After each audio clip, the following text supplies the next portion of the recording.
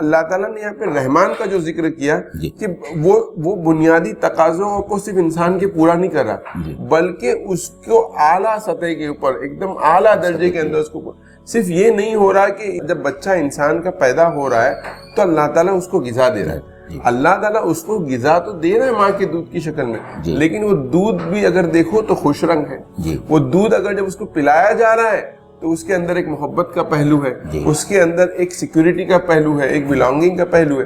تو کہنے کا منشا یہ کہ نہ صرف اللہ نے یہ کیا کہ مخلوق کو پیدا کر کے ان کی ضروریات کو پورا کیا. جیسے فار ایگزامپل زمین کو دیکھیے, زمین رہنے کی جگہ ہے. زمین میں دوسرا آپشن یہ بھی تھا کہ زمین اتنی ہریالی اور اتنی خوبصورت اور اتنی تنو پسند نہیں ہوتی. ایک سپاٹ سا میدان ہوتا, اس میں ضروریات زندگی ہوتی.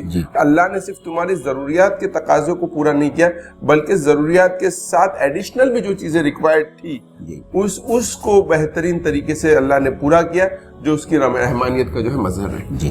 اور دوسری بات جو ڈاکٹر اسرار نے یہ بھی کہی ہے کہ اللہ کی رحمانیت کا سب سے بڑا مظہر قرآن مجید, اسی کے ذریعے اللہ تعالیٰ نے اپنی مخلوق انسان کی تربیت اور اس کے جتنے سارے فطری تقاضے ہیں ان کو پورا کرنے کے لیے جن چیزوں کی ضرورت ہے اور جو تعلیم اور تربیت کی ضرورت ہے وہ سب کے سب جو ہے قرآن مجید کے مضامین میں. جی بالکل. جیسے ہم اگلی آیت کے اوپر اگر آتے ہیں, علم القرآن, وہی ہے جس نے جو ہے قرآن کی تعلیم دی. پہلی چیز جو سب سے سپیریئر اللہ کی رحمت اللہ یہاں پہ بیان کرے وہ قرآن ہے, یعنی اس کی ہدایت.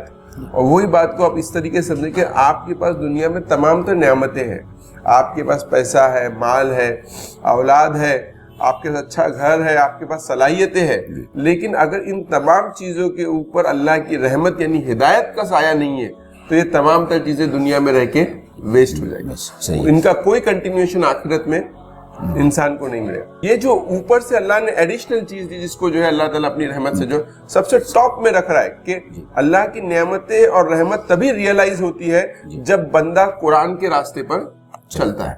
بالکل.